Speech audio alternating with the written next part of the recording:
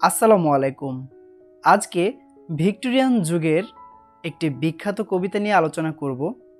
কবিতাটির নাম the last ride together, লিখেছেন রবার্ট ব্রাউনিং। প্রথমেই কবিতাটির মূল ঘটনাটা আলোচনা করছি। কবিতার শুরুতেই একজন ব্যর্থ প্রেমিক তার প্রেমিকাকে কিছু কথা বলছে। প্রেমিক তার প্রেমিকাকে বলছে যে এখন আমার মধ্যে যে অনুভূতি, আমি জানি সেই অনুভূতির কোনো মূল্য তোমার কাছে নেই। এই অনুভূতি তোমাকে তোমার সিদ্ধান্ত থেকে সরিয়ে নিয়ে আসতে পারবে না। আসলে তোমাকে হারানোর পর আমার জীবনের যে উদ্দেশ্য, সেই উদ্দেশ্যটাই ব্যর্থ হয়েছে। আসলে কি করব বলো? তোমাকে যে আমি হারালাম এটা হয়তো আমার ভাগ্যেই লেখা ছিল, আর ভাগ্যের লিখন তো খণ্ডানো যায় না, তাই হয়তো তোমাকে এভাবেই হারাতে হলো। আমি জানি আমার ভেতরের যে অনুভূতিগুলো, সেই অনুভূতি তোমার ভেতর বিন্দু মাত্র নাড়া দেয় না। এগুলো বলে সেই প্রেমিক একটু স্বাভাবিক হতে চায়, কিন্তু তার মনের মধ্যে ব্যাপক ঝড় চলতে থাকে। কিন্তু তারপরেও সে মুখে বলে যে আসলে তার মনের মধ্যে কোনো কষ্ট নেই, এবং সে তার প্রেমিকাকে, যে প্রেমিকা এখন তার সম্পর্কের ইতি টেনে চলে যাচ্ছে, সেই প্রেমিকাকে সে ধন্যবাদ দিচ্ছে। সে এই বলে ধন্যবাদ দিচ্ছে যে আসলে তুমি আমার জীবনে এসেছিলে বলে আমি আমার জীবনে অনেকগুলো সুন্দর মুহূর্ত পেয়েছি। তোমাকে এই জন্য ধন্যবাদ, তোমার জীবনের গুরুত্বপূর্ণ কিছু মূল্যবান সময় দিয়ে আমার জীবনটাকে আরও রাঙিয়ে দেওয়ার জন্য।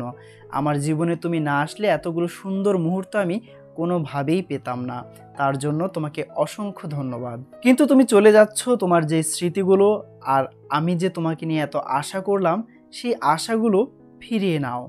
সেই আশাগুলো আমাকে অনেক কষ্ট দিবে, কিন্তু তোমার সাথে কাটানো ভালো স্মৃতিগুলোই শুধু রেখে যাও।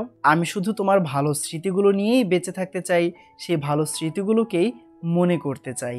তারপর সেই প্রেমিক তার প্রেমিকাকে বলে, আমরা তো একে অপরকে ছেড়ে চলেই যাচ্ছি, আমরা তো বিচ্ছিন্ন হয়ে যাচ্ছি, তো চলো না, আমরা তো এতদিন অনেক ভালো সময় কাটিয়েছি, চলো আরেকবার এটাই হোক আমাদের লাস্ট রাইড।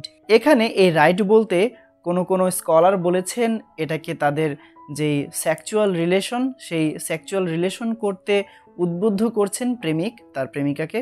আবার কোনো স্কলার বলছেন যে না, এটা শুধুমাত্র একটা ঘোড়ার পিঠে চড়া, যে আমরা রাইড বলতে যেটা বুঝি যে স্বাভাবিক ঘোড়ার পিঠে চড়া। তো আমাদের পাঠ্য বইয়ে যেটা আছে আমরা সেটাই পড়ব, তবে আমরা বুঝি নেই যে এখানে রাইড বলতে শারীরিক সম্পর্ক করার জন্য তার প্রেমিকাকে শেষবারের মতো আহ্বান জানাচ্ছে প্রেমিক। আমরা এটা বলে আমরা এই আলোচনাটা চালিয়ে যাই। খুব সংকোচ নিয়ে প্রেমিক তার প্রেমিকাকে বলে যে চলো আমরা শেষবারের মতো আরেকবার রাইড করি। এটা বলে সে নিশ্চুপ থাকে, সে আসলে উত্তরের অপেক্ষায় থাকে যে তার প্রেমিকা তাকে কি উত্তর করে। তার পুরো শরীর হিম হয়ে যায়, তার হাত পা প্রায় অসাড় হয়ে যেতে থাকে সেই অপেক্ষার মুহূর্তে। এমন সময় সে দেখতে পায় যে তার প্রেমিকা সম্মতি জানিয়েছে। মুহূর্তের মধ্যেই সে প্রচণ্ড রকম আমেজ, উৎফুল্লতা এবং শক্তি অনুভব করে।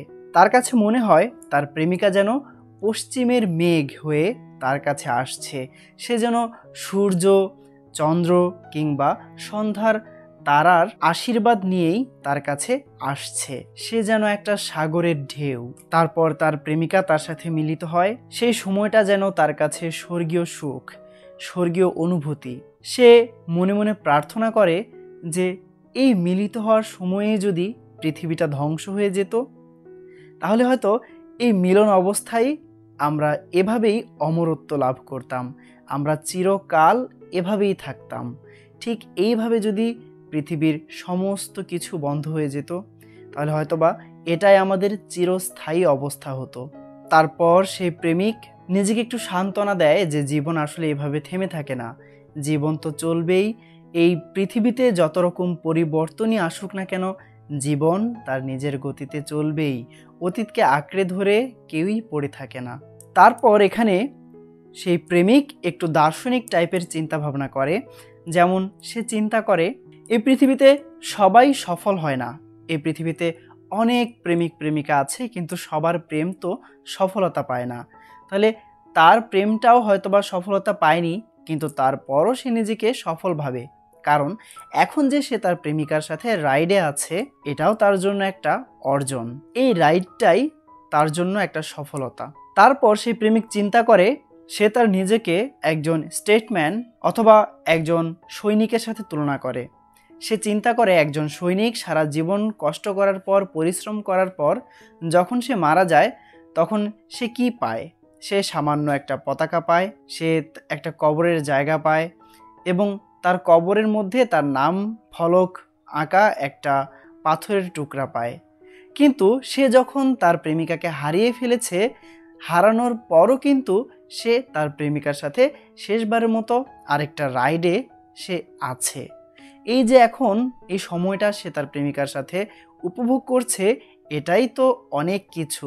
তাই সে নিজেকে সেই সৈনিকদের চেয়েও অনেক বেশি যোগ্য ভাবেন।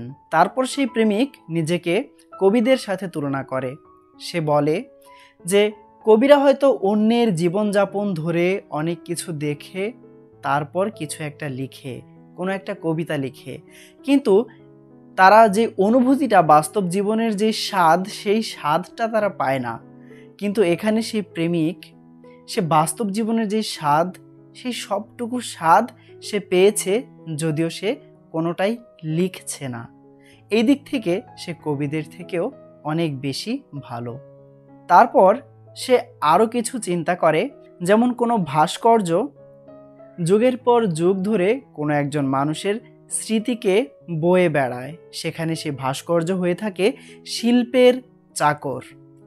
কিন্তু সেই প্রেমিকের হৃদয়ে সে যতদিন থাকবে, তার প্রেমিকার যেই প্রতিচ্ছবি, তার প্রেমিকার যেই ইমেজ, সেটি তার অন্তরে, তার মনে সব সময় থাকবে। সেই দিক থেকে তার প্রেমিকার এবং তার প্রেমের অবস্থান অনেক ভালো। তারপর সে তার প্রেমকে মিউজিশিয়ানদের সাথে তুলনা করে। মিউজিশিয়ানদের মিউজিক বা গান একসময় হারিয়ে যায়, কিন্তু তার প্রেম কখনো হারাবে না। সে তার জীবনে যে তার প্রেমিকাকে পেয়েছে, সেই প্রেমটা তার জীবনে সারা জীবন এই প্রেমের স্মৃতি সে বয়ে বেড়াবে। সেদিক থেকে তার প্রেমটা অনেক ভালো।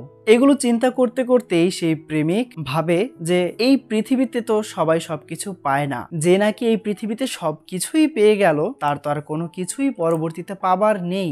তাহলে তারা যদি স্বর্গে যায়, সেই স্বর্গে তারা কিসের সুখ ভোগ করবে? কারণ তারা তো সব সুখ পৃথিবীতেই ভোগ করে যায়। যেহেতু এই প্রেমিক তার প্রেমিকাকে পৃথিবীতে হারিয়েছে, তার মানে তার এখনো অনেক কিছু পাবার বাকি আছে, যেটি সে পরবর্তীতে স্বর্গে গিয়ে পাবার আশায় তুলে রাখতে চায়। সে আশা করে স্বর্গে গিয়ে হয়তো তার এই প্রেমিকার সাথেই সে বাকি জীবনটা কাটাবে এবং তখনকার সেই সুখটা পাওয়ার জন্যই হয়তো সাময়িকভাবে সে এখন তার প্রেমিকাকে পেল না। এরই মধ্যে শেষ হয় আমাদের এই সুন্দর কবিতাটি একটি ড্রামাটিক মনোলগ। মানে হচ্ছে কবিতার মধ্যে একজন স্পিকার থাকবে যে শুধু নিজের কথাগুলোই বলে যাবে, অপর পক্ষ থেকে তার কোনো প্রত্যুত্তর আসবে না।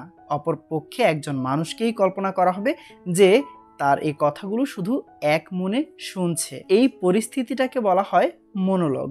আর দুই পক্ষের মধ্যে কথোপকথন হলে সেটাকে বলা হয় ডায়ালগ। আমাদের পঠিত এই কবিতাটি ম্যান অ্যান্ড ওম্যান কাব্যগ্রন্থে 1855 সালে প্রকাশিত হয়। এই কাব্যগ্রন্থ প্রকাশের আগেও রবার্ট ব্রাউনিং আরেকটি বই প্রকাশিত করেছিলেন, যেটি খুব একটা সাড়া ফেলতে পারেনি, সেটি মার্কেটে খুব একটা চলেনি, যার ফলে তিনি 5 বছর বিরতি দিয়ে পরে এই বইটি বের করেন।